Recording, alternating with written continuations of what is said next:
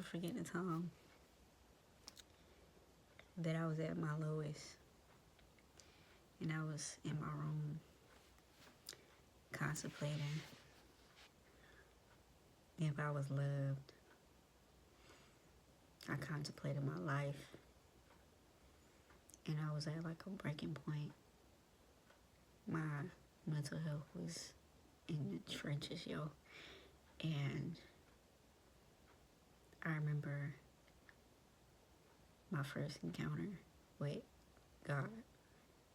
I was at work and I was in my teens. I don't even remember how old I was. I had to be like maybe 16, 17, 18, 19, in that age range. And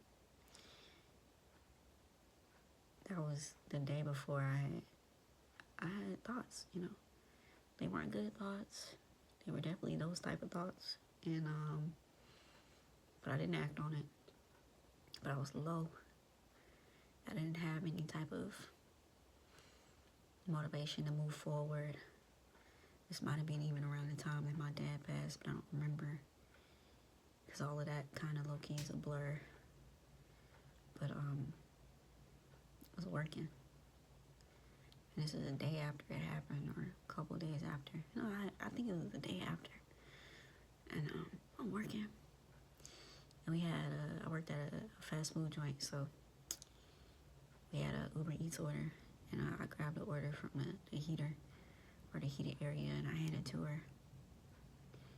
And she just stands there. It's a white lady. I'm just gonna throw that out there.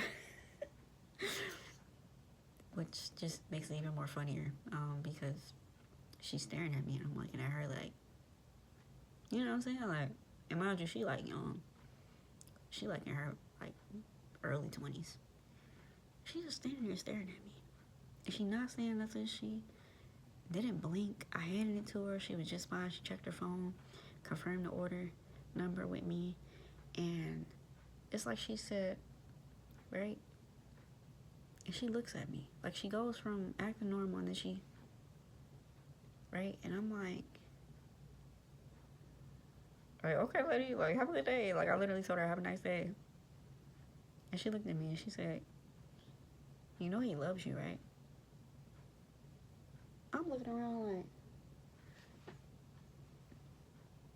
like, girl, who you?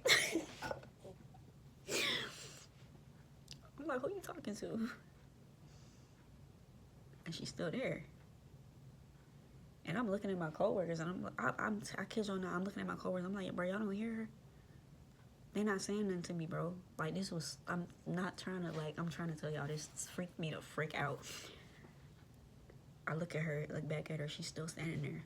She ain't blinking at all, straight face, looking dead at me, waiting. I ain't reply. She repeated again. You know he loves you, right?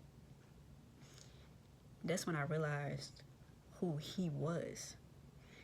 And I still was kind of like, man, she seemed like she's trying to get me with that Jehovah's Witness or religion, you know. Like, this is around the time that I really wasn't really locked in with God like that. I knew of God, but I didn't know him.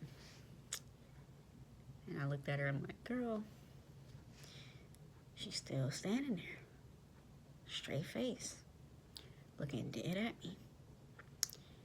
And she said, you know Jesus loves you, right?